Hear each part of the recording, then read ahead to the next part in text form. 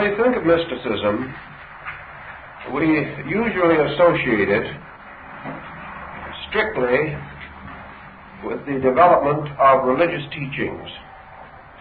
But looking around us in our modern way of life, we shall find considerable evidence of the continuance of mystical ideas and ideals in the more common institutions and procedures and practices with which we are familiar. Therefore, it seems appropriate to realize that mysticism is not a sect, nor must it develop within the structure of sects. Mysticism is an overtone which bears upon many forms of life, many activities. Actually, mysticism is almost as difficult to capture as an adequate definition of beauty. Beauty is a sort of product arising from other products. It is a byproduct. It comes to us as the result of order, arrangement, and the power of the individual to perceive from within himself the unities and values that exist beneath the surface of various types of phenomena. In our modern thinking, therefore, mysticism is a quality to be found in the lives of innumerable persons, developed variously according to the nature and temperament of individuals, and also permeating and penetrating many fields of life where you would not immediately expect it to be present. Looking around us today, therefore, we can begin to recognize our indebtedness to mystical concepts and ideas. A brief historical survey may help to orient us in this.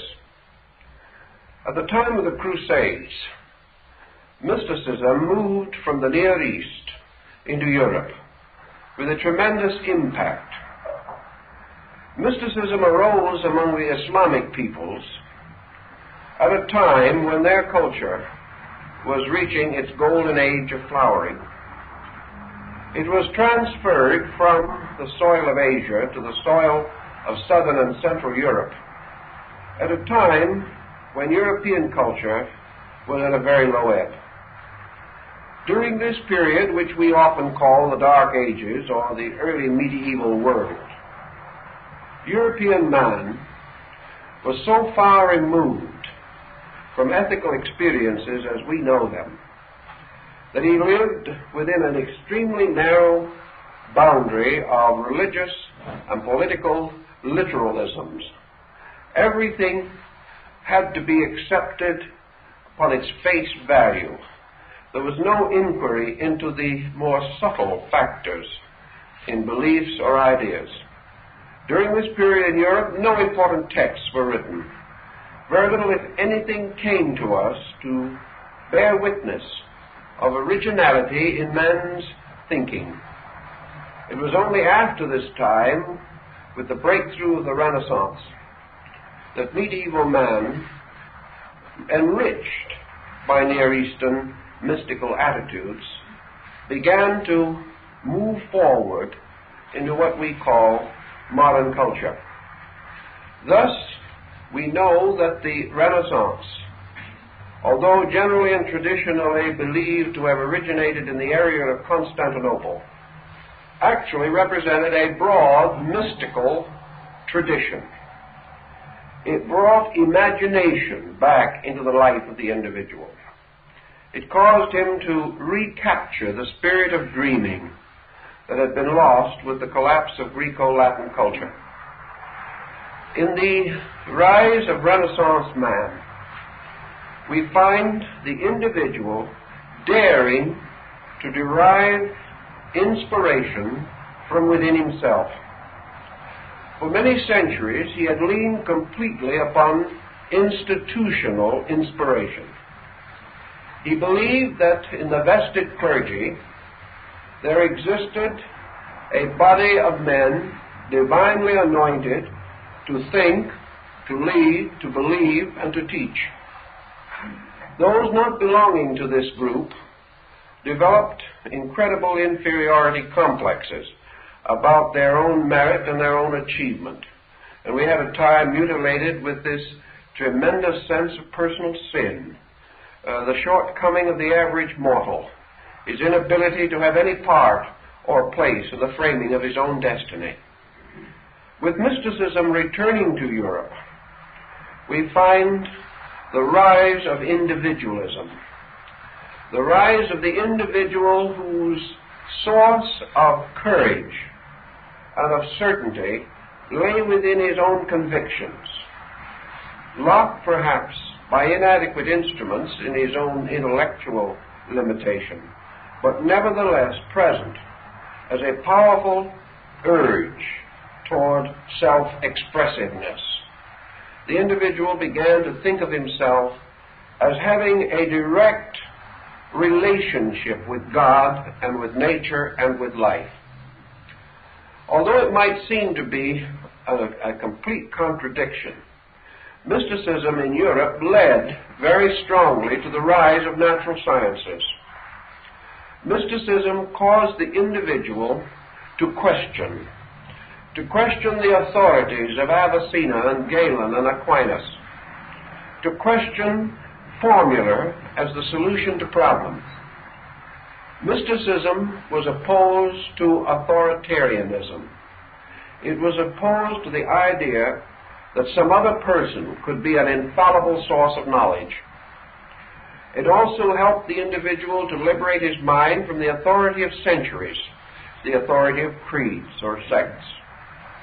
It was a breaking through of a spontaneous inner life, long repressed, long held, and finally creating a terrific interior revolt in man. It was impossible longer to prevent this breaking through of the torrent of submerged individuality. At this time, the breakthrough was comparatively peaceful, inasmuch as the mystic is not a person of violence. This breakthrough was a kind of an aurora, or a dawn light, a rosy glow coming in the sky to promise the coming of a better day. This rise of the Son of Man, this rise of the light of the soul, moved throughout Europe and brought with it innumerable reforms and changes, many of which are directly behind institutions and attitudes that we now regard as normal and commonplace. I would say, therefore, that from science to modern religion, there is practically no organized group that has not been influenced strongly by a mystical equation, although this mysticism may no longer appear as a spiritual instrument. It may appear merely as a cultural or aesthetic instrument. In our thinking about these situations, we must also pause for a moment to give some note to the rise of mystical fraternities and mystics as individuals during the early modern period. We know, for example, the tremendous psychological importance of the rise of the fraternity of the Rosy Cross in the early years of the 17th century. Here we had a group of Protestant mystics, probably rooted in Lutheranism, but individuals with the vision of utopian hope of future conditions that might prevail in society, and in turn giving inspiration to a whole tribe of utopians who have never ceased to envision a better state for man. We have the mysticism of Jacob Boehme, the German shoemaker, whose works have continued, particularly through the instrumentality of his disciple Gichto. The works of Boehme are still read and still considered, and there are small groups representing his spiritual convictions. At about this time also, we see the rise of the Lutheran reformer André, whose mysticism impelled him to create unions and trade groups to improve labor conditions in Europe. Early mysticism in Europe seems to have turned almost immediately to utilities, and behind nearly all of its pressures were the instincts for human betterment, fraternity, equality, and liberty. Thus your mystics became your patriots and contributed much to the freedom of nations and to the rise of religious tolerance among the peoples of the Western culture group. Now, mysticism, rising from these roots, moved directly into a number of rather recognizable channels. We had a whole group of mystical religious sects, not as clearly defined as most other theologies, but representing themselves through such organizations as the Friends and the Quakers and the various groups of Adventists that flourished in the 17th and 18th centuries. Through William Penn and the Pietists of provincial Pennsylvania, a powerful link was established between European mysticism and the opening of our Western Hemisphere to colonization. William Penn, as a man of integrity, of enlightened leadership, fair play, and powerful internal conscience, was able to accomplish a great deal in solving the difficulties between the colonials and the American Indian groups.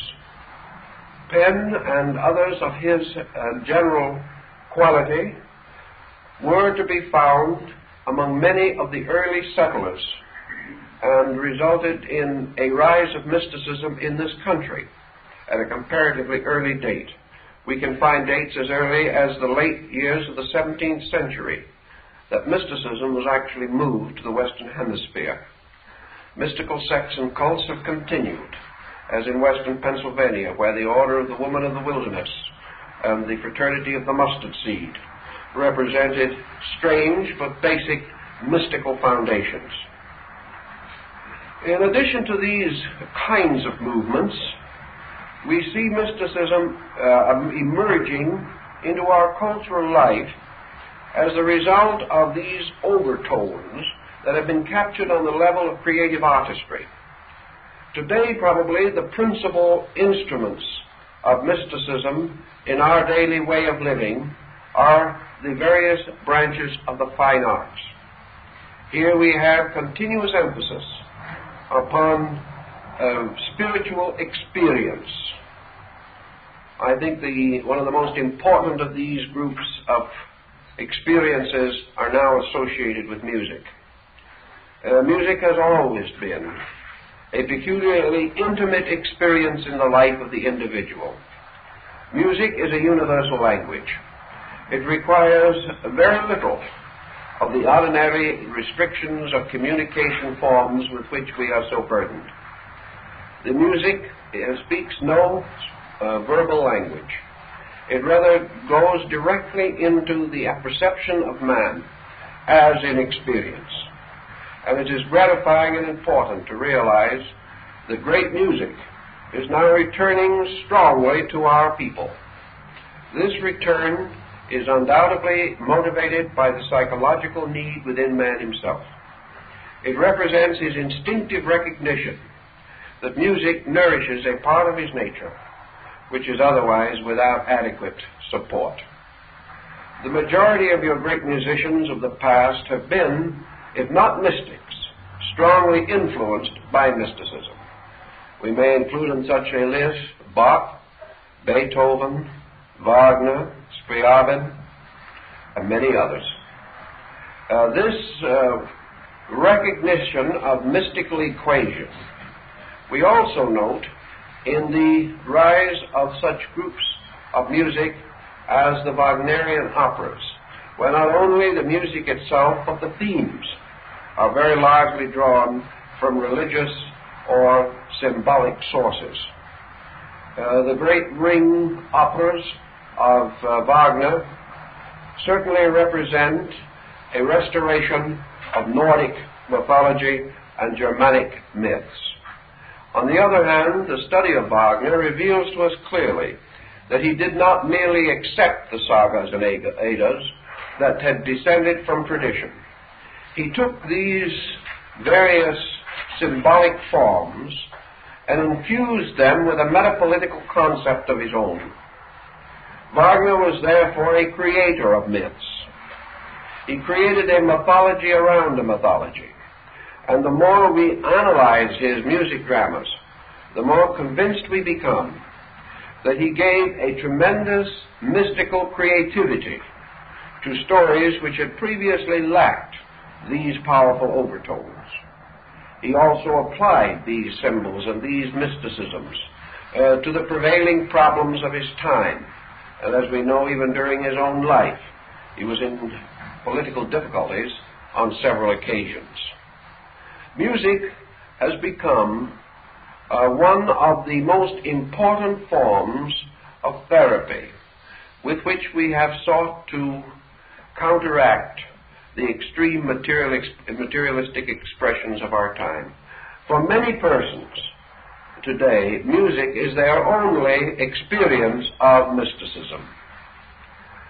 We say this fully aware that the music lover may not even be aware or conscious that such is the case. But music accomplishes much of the mood of mystical meditation. First of all, in order to enjoy great music, we must become receptive. We cannot attack music. We must allow music to have its perfect works in us. We must be prepared to be receptive, to allow the harmonic chords and patterns to create their own interpretation in our natures. Thus, music can be wonderfully and subtly adapted to our own moods, and we instinctively seek out music that is consoling, comforting, inspiring, encouraging, relaxing, according to the nature of our own immediate requirement. Thus, while music may seem to be a very simple and obvious art, actually it has within it a tremendous power to change the psychic integration of the individual. It moves in upon him, creating a series of experiences. The music lover must pass through a series of degrees of personal unfoldment. His taste in music must mature with his understanding of the principles of harmony and musical composition. Also, music is an experience in law, for under the beautiful coating and covering of grand harmony and melody, music moves with absolute precision. Music is as relentless and inevitable as the motion of the heavens. Every part of it must be adequately, mathematically defined. And the great musician may compose apparently with great ease and rapidity, although some have not been so facile in this regard. Actually, however, whether it is intuition, whether it is the labored genius of long experience, the great musical composition is a document that is essentially valid. It is valid in terms of eternal facts. The musician, dealing with rates of vibration, must handle them adequately and properly, or the result is discord.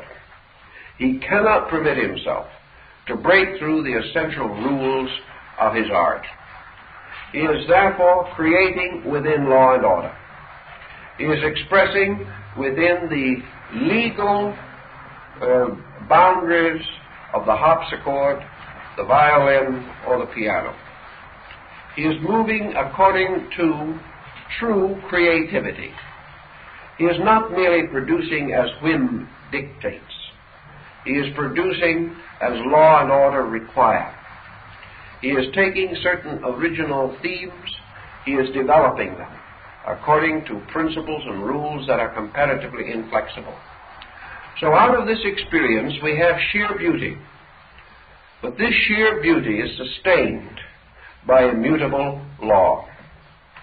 This lesson itself is of the greatest importance to us, inasmuch as it reminds us forever that all beauty and all harmony arise from obedience, that the individual is great to the degree that he uses laws wisely, and he loses his greatness when he breaks the rules governing the art or science with which he is concerned. We note the rise of greater music criticism on the part of the general public, the distribution of good music, attendance to great music. These are increasing every day, and they certainly tell us that man is discovering soul hunger. He is discovering the need for an aesthetic expression that combines the acceptance of beauty with a deep, reflective, devotional attitude. As most Western peoples know nothing about meditation or the contemplative arts of the East, it is good that they should have music as a way to create a kind of meditation. They find in great music most of the experiences of mysticism.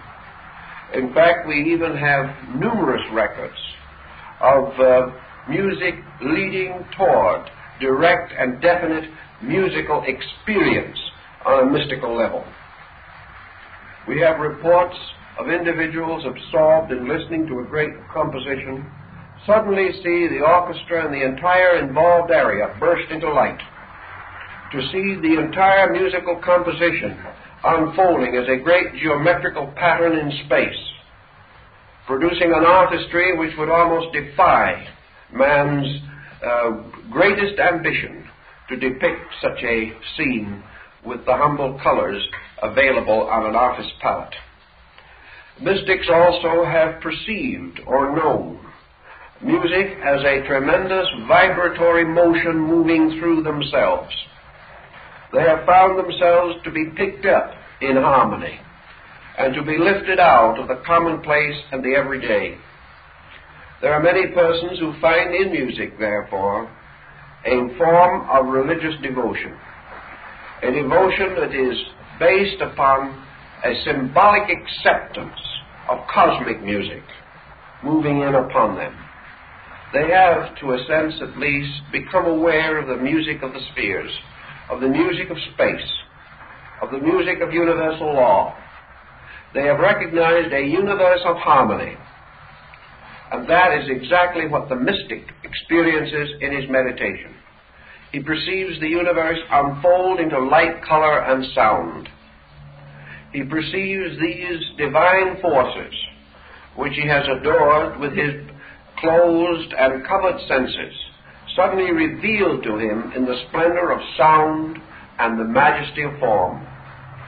Thus symbols arising from within the individual give expression to the instincts and emotions that are locked within him. It is good to observe the improvement in music, and also it is good to observe, from a standpoint of our general information, how individuals not possessing this type of consciousness have permitted themselves to become involved in non-melodic or inharmonic music. We also observe the rise of syncopations in various forms and the innumerable modern music forms which are not entirely satisfactory from the standpoint of great art. In fact, I think that's a bit of an understatement. Again, we feel very kind and benevolent this evening, and therefore do not wish to hurt anyone. But the essential fact is that music of a discordant nature, music in which we find no aesthetic value or satisfaction, but which seemingly becomes a stimulant. We see the same type of situation as between nutrition and stimulation. The individual who is wise and who is a little run down will certainly work with nutrition, but if he is quite wise, he will refrain so far as he can from stimulants. He will realize that the stimulant gives him a pickup without contributing anything to his basic improvement. The continual use of the stimulant also results in habit-forming situations and the gradual loss of its effect. Thus, music forms that are dissonant and are essentially intended for stimulation purposes must continually change, must intensify their rhythms, must become more and more clashing in their discords in order to produce the so-called stimulating effect. We have observed this also in the gradual motion of jazz, from a comparatively innocuous form to one which is almost pure stimulation to jagged and ragged nerves. The individual becoming more nervous thinks he feels better, but he does not actually gain any improvement from this type of stimulation. Nutrition, on the other hand, is the feeding of value within the person. It is supplying the individual with the essential materials necessary for the sustaining of a true attitude under the pressure of circumstances. Music gives the individual available internal resources, making him more aware of internals, giving him a greater experience of what peace of soul can be. Also to discover the tremendous vitality of relaxing to harmony, to opening oneself to true order, to true harmony of sound. As a result of this type of situation, many persons who have very little musical ability of their own become exceedingly exacting in their selection of music. A person who is listening to music merely because he needs the nutrition of it in his soul can be music's most complete critic. The critic for the daily paper has a certain sophistication. He is not listening. He wishes he was elsewhere, but he has to be there to cover the concert. His criticism is based upon purely technical productions and can sometimes be brutally heartless. He has destroyed many a career simply because he was not where he wanted to be at that time. This type of criticism is not valid, but the individual who has opened himself to the healing power of music can feel a certain type of dissonance strike into him, can cause him to detect some major error or flaw in the performance because it begins to hurt him, because he finds that this stream of blessedness has been interrupted. He may not know how or why, but he is quick to discern its effect upon his own nature, and therefore quick to observe if the error is repeated. And I know individuals who have never studied a musical score who accurately pointed out every flaw in a concert. They knew nothing about it, they cared nothing about flaws, but they winced when they occurred. They were simply too sensitive in their receptivity to be able to accept a dissonance without reaction, without sensing that something had been outraged in their own contemplative attitude toward music. With music we come upon other branches of arts, one of which I think also calls for some thought. And now we come to the fine arts, such as painting and sculpturing. In the fine arts, the world in the last several centuries has not been particularly fortunate in the production of mystical genius. Our whole Western way of life in artistry has not been essentially mystical. Building our art concepts and canons from the Greco-Roman schools. We have always glorified form predominantly. To us, art has been the representation of the outer surfaces of things. Our art has been a copying of certain aspects of nature, with special emphasis in the West upon man and upon the studies of the human figure, as it has attracted art and artists for many hundreds of years. As a result of this particular emphasis, we have become almost photographic in our art. The traditional and academic forms are perhaps more dominantly so. But our rebellion against traditional and academic schools of art, this rebellion has not been fortunate. It was not fortunate because we now find the individual placed in a different situation. The music lover listens. He accepts. He receives into himself art as impact. The creative artist, whether the composer or the painter, has a different relationship to art. To him, art expresses impulse. It is the release of himself into some art form or art medium. In the Western world, we have not had sufficient emphasis upon the cultivation of mysticism per se, mysticism in itself.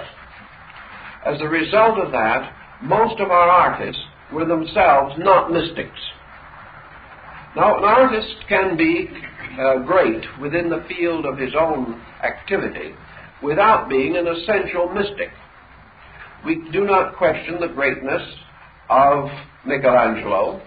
We do not question the greatness of Rembrandt or Peter Paul Rubens. We know these men, from an artistic standpoint, were masters within their own fields. Yet, generally speaking, they were not mystics.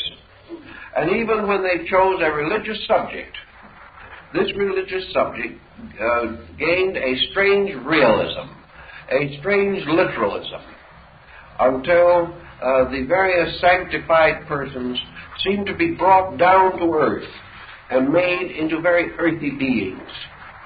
Art in the West was always dragging ideas and symbols down to earth and giving them forms or bodies of an earthy quality or kind. Having thus brought heaven to earth, the only remedy that the artist had to restore heaven to its proper place was to place a halo around the head of some earthly representation. Therefore, first he took a divine being and caused a model to pose for this divine being. And then, having achieved as the result of his artistry only a human being and not the likeness of a divine being, he wanted to explain this, what he really meant to other people who had never discovered otherwise. Therefore, he put a halo around the head to indicate that it was a divine being. Whereupon everyone who saw it said, "My, this is a sanctified person." But the sanctification had to be labeled. And this has been true of most Western art. It has never been able to escape into the sheer creative imagery, by means of which it was able to give to the one who gazes upon it the complete impact of unworldliness. Western man has for a long time cultivated worldliness, and it shows pretty well even in his most unworldly efforts.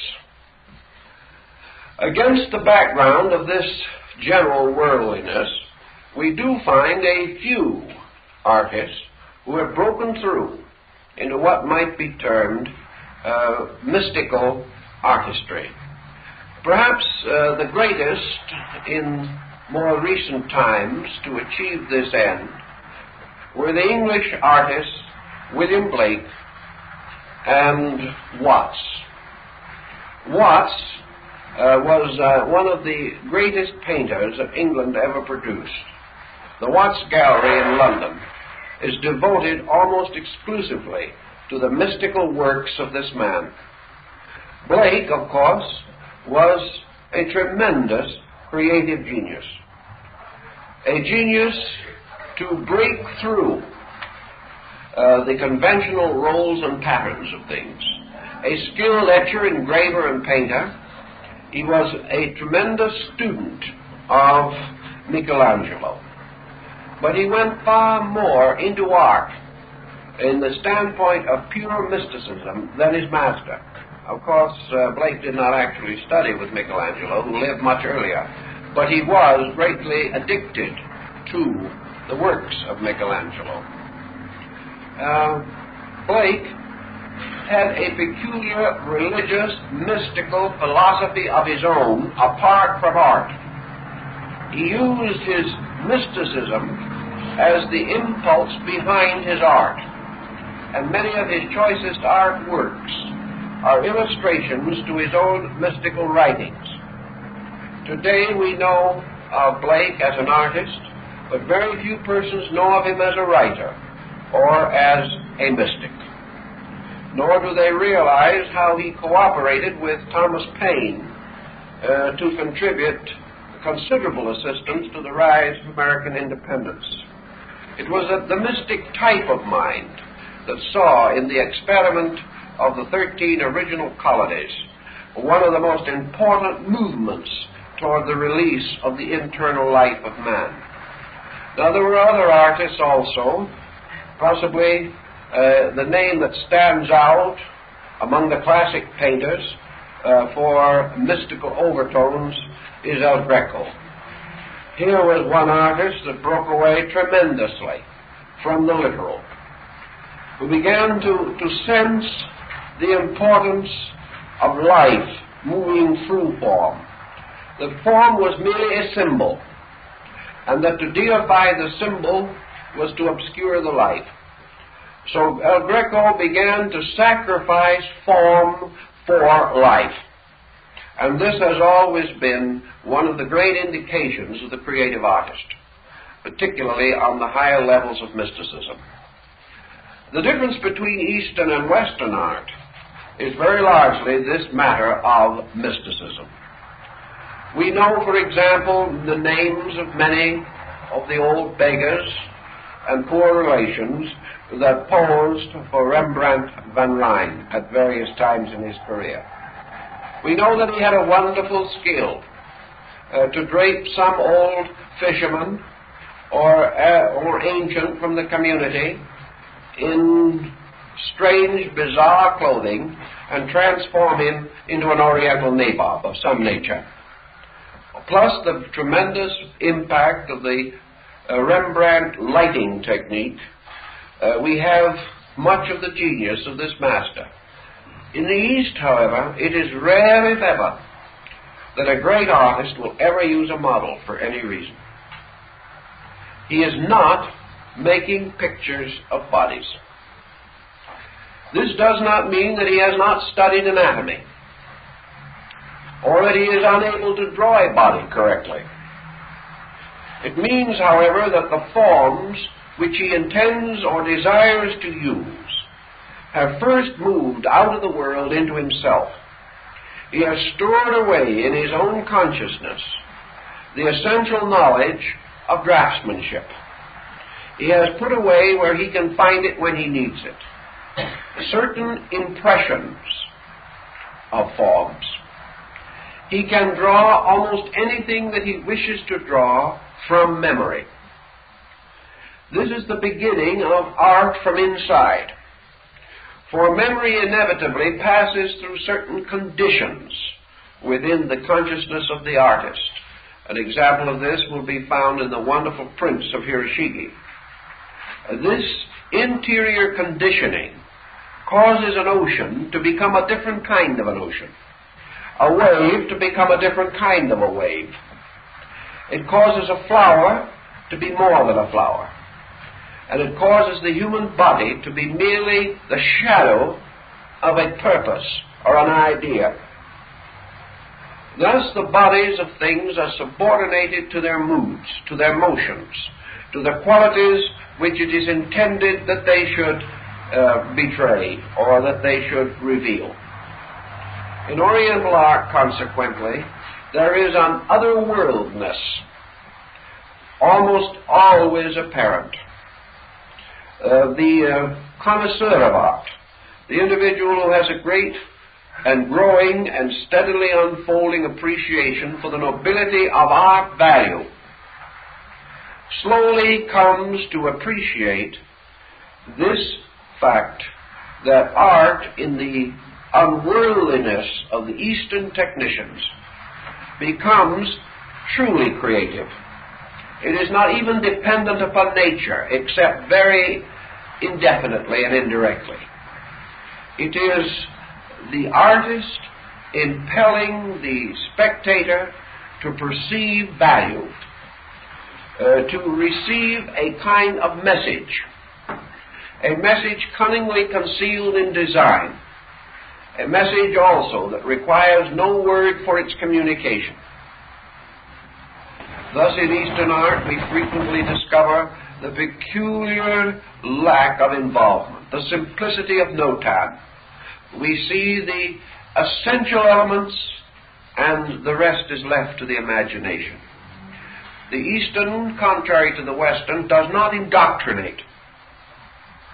He is constantly coaxing the person who sees the work to release himself into it, to give himself greater opportunity, to feel and to complete a design or pattern. It is not generally known that European artists, even the greatest of them, usually worked in groups, which are sometimes referred to as workshops. In these workshops, several men of sometimes a great talent collaborated on various paintings. For example, one man would do nothing but faces, another man would do nothing but drapery, and a third man would do nothing but scenic backgrounds. We know, consequently, that in a work such as the Mona Lisa, the man who painted the face did not paint the background. Even a man of the skill of Leonardo was a specialist. And in many instances, the master merely added the final touches to the works of his disciples. But even where the master himself intended the work as a serious production of his own, he cooperated with others, and the portraitist and the scenic artist were two entirely different types of skill. In the Orient, this is not true. The individual paints all of his picture. He must have, therefore, the sense of both foreground and background. And in the Orient, there is the curious trick of often subordinating the foreground to the background, so that the background really moves forward to become the dominant note. And wherever this is accomplished, it is achieved without the sense of conflict that often arises in Western painting, where one is sacrificed to the other. The Oriental artist, because of his technique and because of his own natural mysticism, paints almost, as one of the old masters said, upon silk clouds. Instead of painting on the piece of silk in front of him, he paints first in a cloud in his own consciousness. He fashions an imaginary panel of silk. He visualizes it until he sees it clearly. He then proceeds to place upon this his design, arranging it and rearranging it, perhaps 1,000 times, with his own interior visualization, before he ever touches brush to physical material. Thus the painting is finished before it is drawn. And it is only the transference of this finished product to its final visible medium that concerns the artist. It would be inevitable that some such a process should have to distinguish Eastern and Western arts because of the materials in which the two groups painted. To paint in tempera, or in oil, or even in watercolor, according to Western technique, is far simpler than the Eastern way. And we observe in X-raying pictures and in cleaning them many layers of overpainting, in which an artist, for example, may move the position of a hand 3 times before he finally decides exactly where he wants it. This is impossible in the East, where you are painting upon fragile silk, and where no correction of any kind can be made. This means that the work must be exactly as intended. Not even a single stroke can be widened or deepened. Not a single correction can be made in a line. It must appear in its finished form immediately. Kobodaishi, the great Japanese Buddhist artist, painted with 10 brushes simultaneously, and was able to do this without making a single false stroke. Now, many individuals would say that this requires consummate skill, that the way it is done is to keep on making strokes until you have filled thousands of pieces of silk and thrown them away, and until you have become complete master of making the strokes. This is not the Eastern way, however. The Eastern way is that all of this experimentation shall be done interiorly. It is done within the consciousness of the artist himself. He subjects his entire body to the discipline of the purposes of his mind. And he brings the mind into such complete control of the body that he produces a miracle that almost corresponds with the Western miracle of the great artist on the piano. Here the fingers move so rapidly that it would not seem that the mind can possibly control them. In the Oriental painter, the hand moves with absolute skill, simply because it is fulfilling an archetypal concept that is fully and entirely complete. It is rare indeed that the Eastern master has to discard a painting because he has made an error. It is the complete discipline of creativity. It is not mechanical, it is visualization. It is the power to so completely see a thing within ourselves that there can be no need for any change afterwards. It is already as perfect as our genius will permit. Thus art becomes a tremendous instrument in mysticism. We know that in theology it has been used for centuries for the dissemination of religious knowledge. In many countries, the church depends heavily upon paintings for communicating religious ideas. It depends upon religious drama for the edification of a populace which is perhaps illiterate. But we must never assume that an individual, though he may be illiterate, is without the capacity to grasp through some inner faculties important truths if they are presented to his consideration. So we have in art another profound instrument of the perpetuation of mysticism. And the great struggle of art today is not so different from the struggle of music. For what we term today syncopation in music, or the various schools of jazz, have their art correspondences in painting in our various schools of modern impressionism and post-impressionism and cubism and these types of artistic endeavors. We find there also the struggle of the individual to break away from literal things, to break away from copying, from photography, from the actual representation of nature.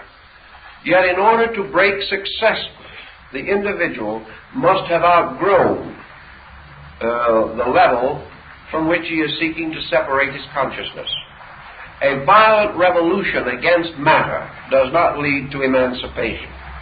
It leads only to deformity or distortion as a means of escape.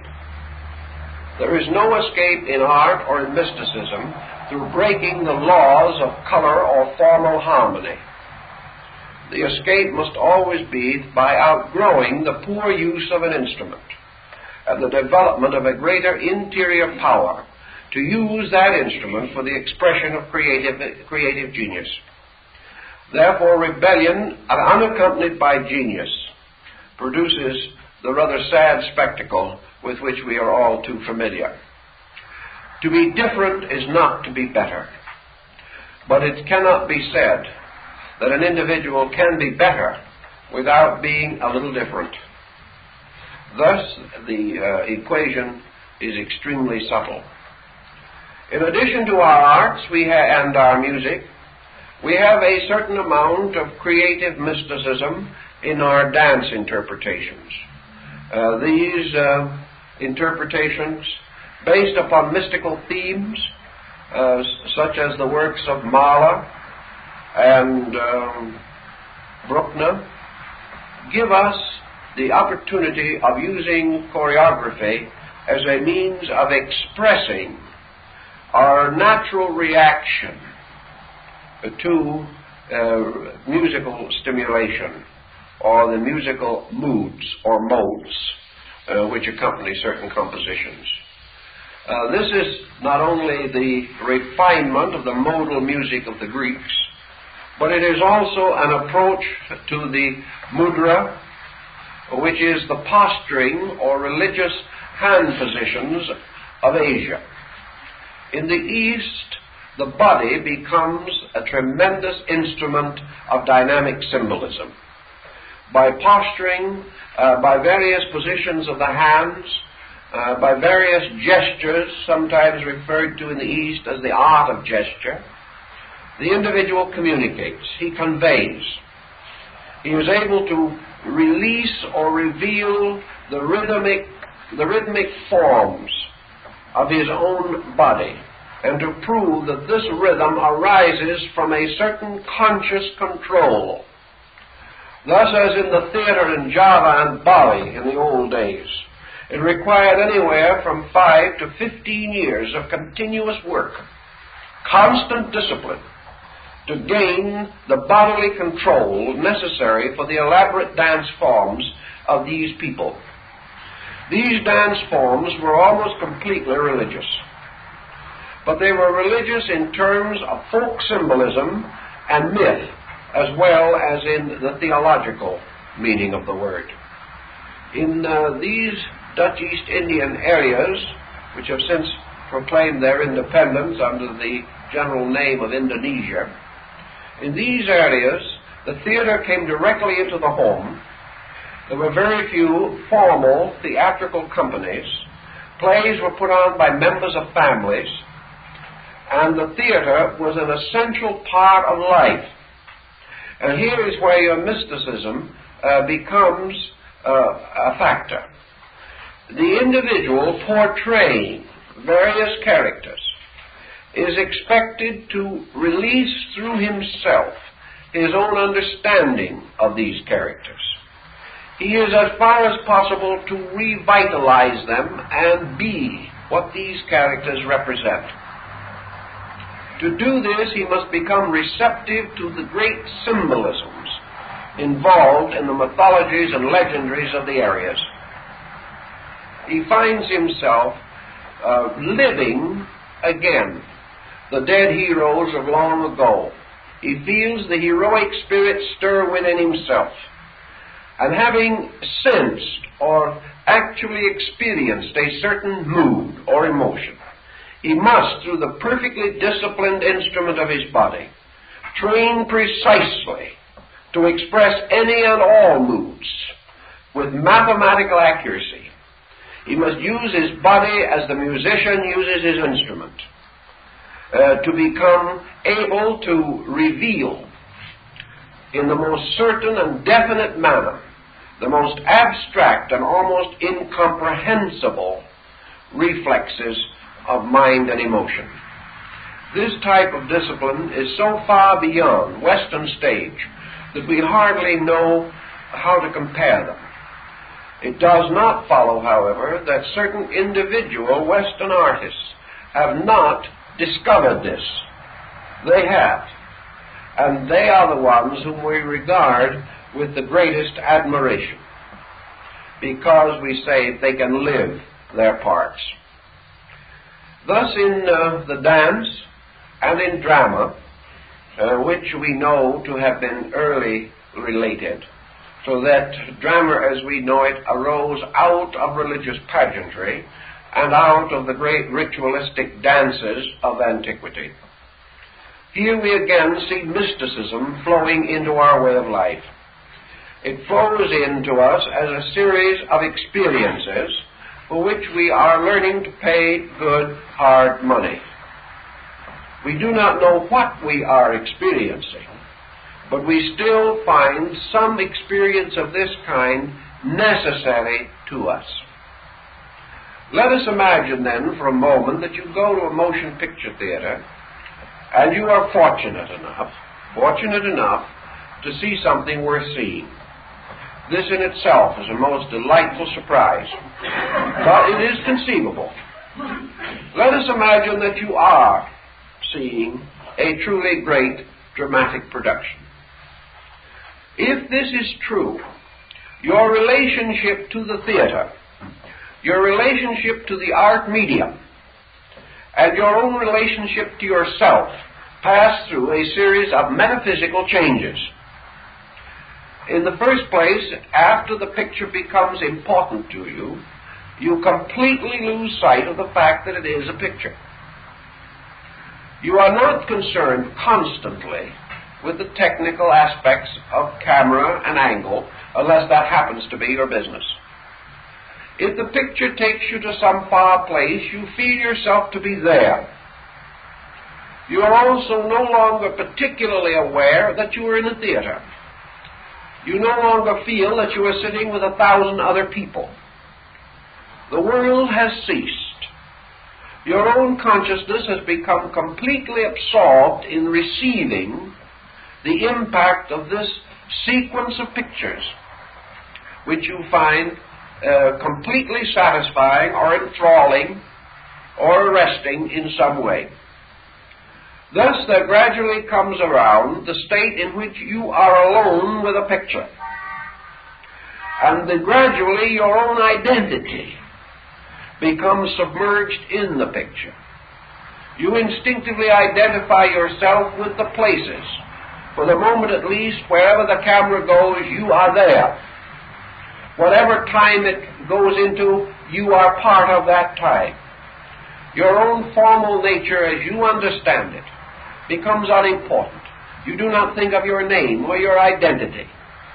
And while you are watching this picture, you have no imagination as to whether you are old or young, rich or poor. You have created a rapport with something that has moved so closely into your awareness that it has obliterated practically every element outside of itself. If the film or the stage production fail to achieve this, then they have failed in their own peculiar artistry. Back to the realities of the times and problems. But for a while he finds his escape. And what does he escape from? What does all mysticism imply that we must escape from? The answer, of course, is that we must escape from ourselves as directive beings. We must escape from the peculiar tyranny of self-purpose over action. We must escape from the tyranny of the burden with which we afflict our own faculties. We must escape the weight of our own attitudes. We must escape the ponderous procedures by which we complicate every situation in life and change what might be a natural and pleasant pattern into an unendurable complex of circumstances. Thus, mysticism and its arts in our way of life reveals to us clearly that we only have to let go, that we only have to redirect our attitudes or our activities, and immediately we are free from the burden of our own prejudices and opinions and attitudes and pressures. We are free from our own historical selves. from our own oriented personalities in time and space. We become universal. We become all appreciation and no criticism. And this state in itself is one greatly to be admired. We become infused also with new things and new values. We escape the boundaries of previous imagination, and we are constantly enriching an interior storehouse of recollections which we can call upon at various times. Out of this filing system of remembrances, new personality developments arise within our own consciousness. We grow and enrich through these experiences by which we escape from self and become spectators of greater things. This is again, of course, how mysticism has moved into our present mode of existence. The movement continues, and now we find mysticism moving more and more directly into our homes. A few years ago, if you will remember, the city of Los Angeles went on the great spree of uprooting anything that looked green or alive. We found street after street completely denuded of every tree and every bush, in order that we might have the fine, clean, inspiring line of solid concrete. Now the city is suddenly realizing that thousands and millions of tourists from all over the world can see concrete at home without coming here at comparatively high vacation rates. So now we've gone on the great tree planting experiment. Down the middle of Wilshire Boulevard, there are palms appearing that would do credit to the center of the Sahara Desert. Everywhere, vegetation is crawling up the front of mortgage and loan companies,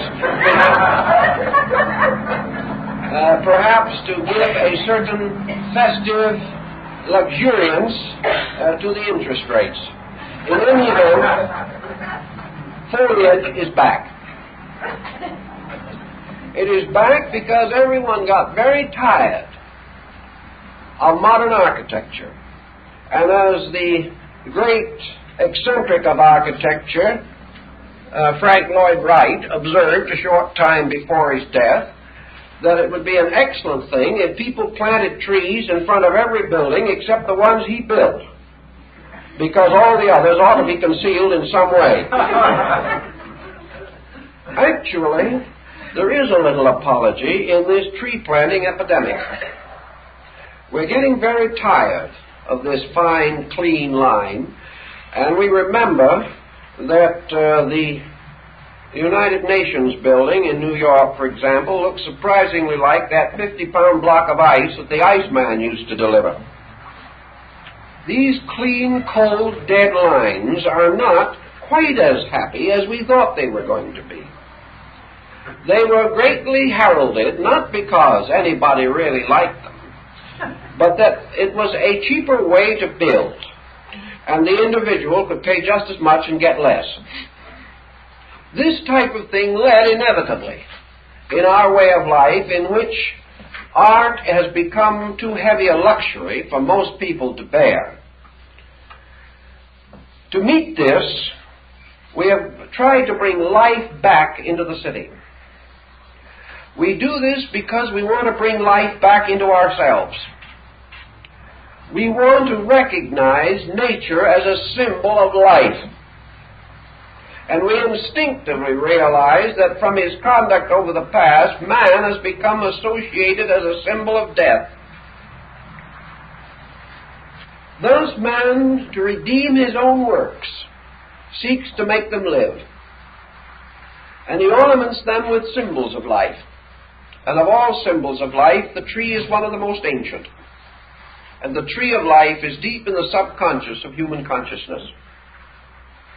In any event, we observe mysticism moving back as an instinct into the private life of the citizen through the development of beauty, wherever he can find ways of cultivating this quality. And to meet this need, we have a tremendous increase in the development of decorative arts of all kinds. We find the person recognizing the importance of art in his home, the importance of art in his business. Today you will find great works of art in the lobbies of hotels. They are put there because people want them. And because if the hotel has them, more people will come and stay at the hotel. It is no philanthropy, but it is a discovery. It is a discovery that if you want people, you have to please them. And if you please them, you must do for them things which give them a sense of greater belonging, a sense of greater personal satisfaction, peace, and security in themselves. Where such factors are ignored in the private life of the individual, the difficulty is as real as it is in business institutions and public buildings. We have come back to the need for proper artistry. And in every home, and even in the most humble apartment, the individual of today is seeking mystical satisfaction or mystical security through surrounding himself with small but select groups of material that satisfy his soul. Food for the soul. And food for the soul comes from pure and true beauty. And beauty, in turn, is something that can be known only by mystical apperception. There is no absolute and unchanging rule of beauty for the individual. Beauty is that to which his own soul responds. And it is important if that part of his soul, which is essentially true, responds. It is not enough to satisfy his selfishness or cater to his delinquencies. True beauty must have meaning, must have a wonderful, subtle teachment by which the person is assisted to restore his own internal integration. So we observe every time you go into shops and stores today that while there is a mass of bric-a-brackery that does not mean very much, there is an increasing emphasis upon worthwhile artistic creativity. Better things along art lines are available now than for a long time. Also, we have had quite a development of what are called museum replicas of works of art. Today, a great many persons unable to own great examples of Egyptian, Greek, Oriental, or primitive American art have found that there is a certain general satisfaction in an accurate and trustworthy replica, one which can be secured for a comparatively small sum, the original beyond price, and that this reasonable facsimile can become an ornamentation or decoration in a well-appointed home and add dignity and depth of meaning to that home. So this is another example of the arising of artistry as a mystical concept in the life of the person. He is demanding more and more soul satisfaction to keep him going under the pressure and tension of his time. Nor is it false to affirm that in this present generation also there has been considerable restoration of mystical elements in religion. For a long time, religion was the custodian of arts. And your great cathedrals of ancient and medieval Europe are also museums. And of the artistry which they preserve, perhaps some of the finest is in the stained glass and in the great artistry of the Gothic spans of the cathedrals themselves. These great temples were not only places of worship, but shrines of beauty, so far as the skill of man was able to impart beauty. And this beauty had a particular integrity because it arose from devotion. and was for the most part a gift or offering of the master craftsman to the great architect of all things. More lately, we have seen a general deterioration of these values, and we have observed the surprising and disappointing lack of religious, creative artistry. We have seen our Christian art deteriorate to a group of rather highly conventionalized representations, which differ but slightly in execution, though done by 100 artists. We see the general lack of great religious art in these institutions. And up to very recently, there was a surprising lack of good music in most of them. It usually required a very large and prosperous church to have an adequate choir or proper soloists. Now, music is returning strongly to the church. It is also coming back with better music, with greater emphasis upon important religious composition. For a long time, we had very little religious music being composed. More is now coming, and some of the new works are admirable, remarkable, and valuable. Also, we are observing greater attention to what might be termed the various mystical prerogatives of religion. We see greater emphasis upon the development of mystical veneration in even the most severe Protestant denominations. We see the advance of a ministry of faith healing. We see emphasis upon religious counseling. We also observe a tendency on the part of progressive ministers to change from the practice of 20 years ago, in which sermons verged resolutely into politics. And now we find them moving back again into a more liberal, but at the same time more essentially religious field. Thus religion, faced with the weight of its own membership, and perceiving or sensing that this membership is heavily neurotic, that the pressure of circumstances are forcing the individual to seek spiritual consolation of a valid nature. These discoveries are influencing practically every religious denomination, causing the churches to work more and more to create centers of spiritual orientation rather than merely meeting places.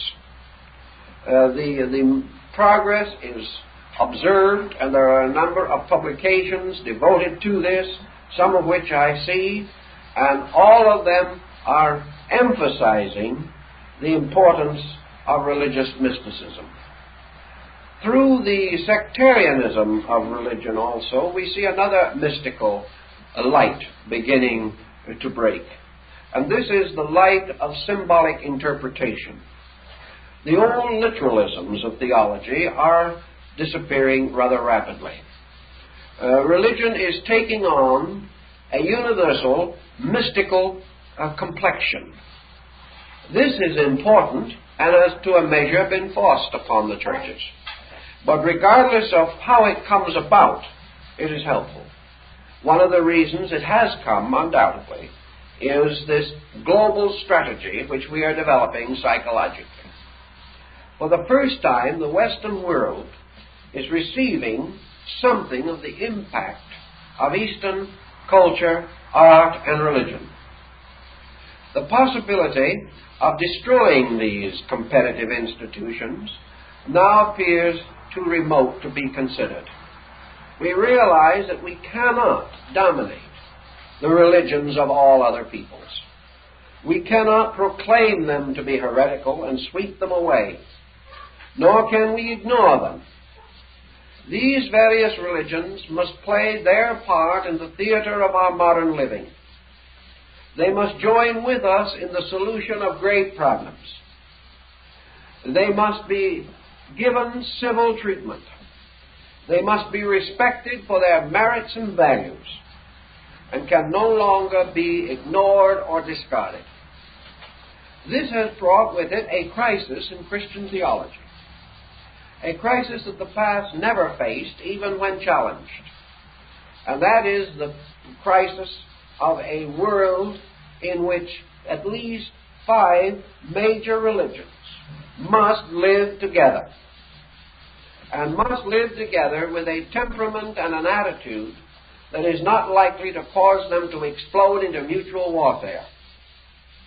Also, we are beginning to realize the extreme danger of permitting sectarianism to undermine the friendships of peoples and thereby become a useful aid to belligerent or militaristic persons with dictatorial ambitions. To use man's religious prejudice as a way of controlling or enslaving him, or turning him upon his fellow man. We hope that this has happened for the last time. And modern man begins to realize that it cannot continue without ultimately disgracing and discrediting all religion. To meet this challenge, therefore, each religion has been forced to seek overtones. It has been forced to search out points of common agreement, the last thing which would have happened 200 years ago. Also, the possibility that religions are interpretations of interior spiritual values held in common by all men. Such possibility is being rather carefully considered. It is becoming evident that religion as of itself is of value apart from all forms. That as a value, it is a mystical truth. And also, that approached mystically, it can be reconciled. The mystic is perfectly able to worship in any type of religious institution without being outraged or offended.